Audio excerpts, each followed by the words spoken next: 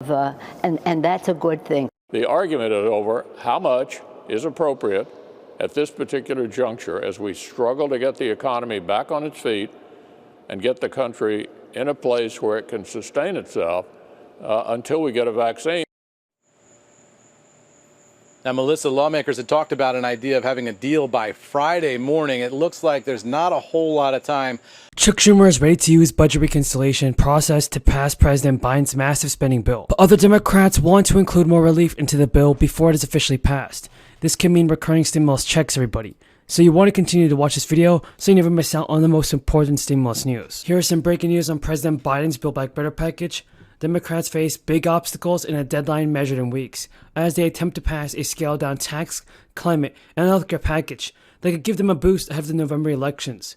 Conversations are underway between Manchin and Chuck Schumer to negotiate a budget reconciliation bill that would require only a simple majority for passage that will meet Manchin's demands without losing support from many other Democrats. But even if legislation is written to accommodate Manchin, Sinema remains a crucial question mark. The reconciliation bill would need the support of the entire Democratic caucus in the evenly divided Senate to pass with a tie-breaking vote from Kamala Harris. Kyrsten Sinema and Joe Manchin were holdouts to earlier versions of the reconciliation measure. Sinema came to generally support the Senate framework, but only after her objections trimmed the bill from $3.5 trillion to $2 trillion, and tax rate increases were replaced with other revenue raisers. The slimmed-down measure under discussion would raise about $1 trillion in new tax revenue, down from roughly $1.5 trillion in the House-passed Build Back Better bill, in a draft Senate Finance Committee amendment. Corporate and international provisions raising roughly $800 billion, like a global minimum tax, intend to cut down on overseas profit shifting, and they're expected to remain the core with a smattering of other provisions to make up the difference. Also in line with both earlier versions is the emerging framework that would produce about $300 billion in savings from allowing Medicare to negotiate certain prescription prices and other cost-saving pharmaceutical options. Reining in prescription prices has been a top priority for Manchin throughout the negotiations. Sinema last year helped negotiate the initial prescription pricing framework that was included in the reconciliation bill. However, it's not yet clear where Sinema might land on specific language, and there's speculation that she may have other concerns with the latest version. The content of reconciliation bills needs to be verified with Senate parliamentarians like Elizabeth McDonough, and it is difficult for provision to survive without her approval. The review process began last year but has not yet been concluded. And with the ongoing crisis, millions of people are anxiously waiting for their fourth stimulus check. A change.org petition for $2,000 a month stimulus checks has already hit 3 million signatures. The petition pushes for recurring stimulus checks to be sent each month until the end of the crisis. Congress provided 3 stimulus checks to qualifying Americans in response to the crisis. And like the previous 3 stimulus checks, a 4th stimulus check would come from Congress supporters of another round of stimulus say that a single stimulus check is not enough to help people who are struggling financially during this time.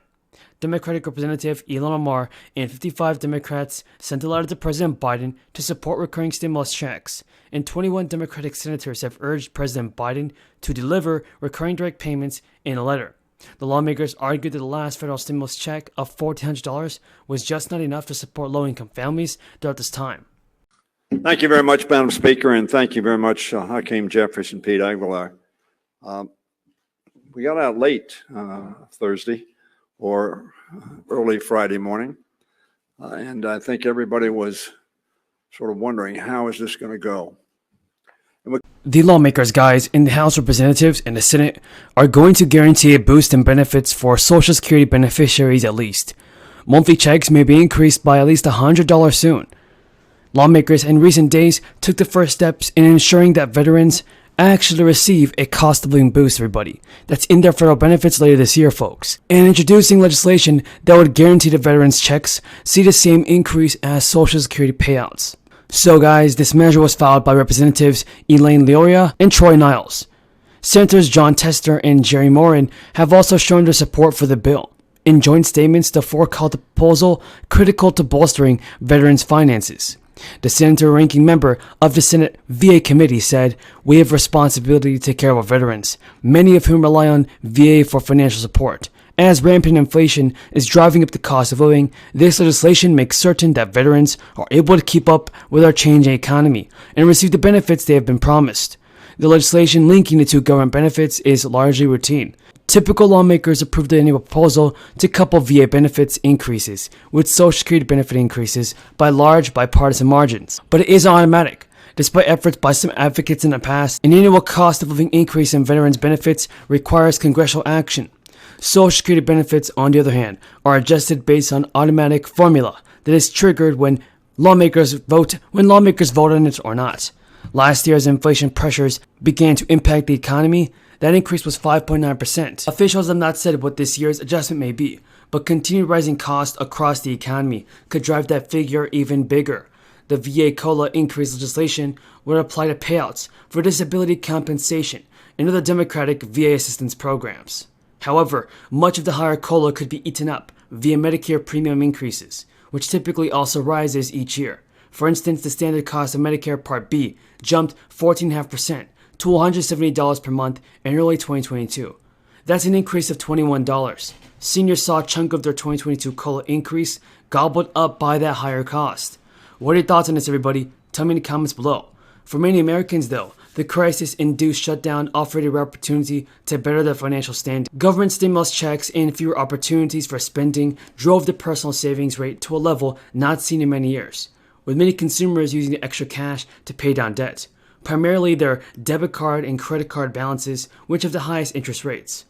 Although consumers paid off a record $83 billion in credit card debt during the crisis, the recent spike in price of gas, groceries, and housing, among other necessities, is causing people to return to running up high balances on their cards. The Federal Reserve's monthly credit report found that the revolving credit, which mostly includes credit card balances, jumped 20% in April from the previous month.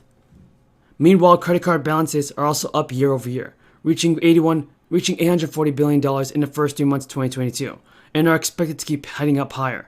The rise in credit card borrowing, together with auto loans, student debt, and mortgages, has now propelled total household debt to a record of $15 trillion. The downside for consumers is that credit cards are one of the most expensive ways to borrow money. Median price for new brand name prescription drugs. In other words, about half of all new brand name prescription drugs approved by the FDA are beyond the imagination of what normal, ordinary income people can pay.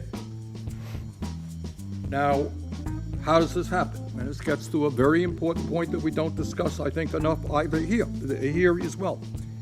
And that is that maybe this reality of the pharmaceutical industry charging outrageous prices and getting approved by the FDA has something to do with the fact that 73% of the FDA's budget to regulate the pharmaceutical industry comes not from the taxpayers who want lower cost prescription drugs, but from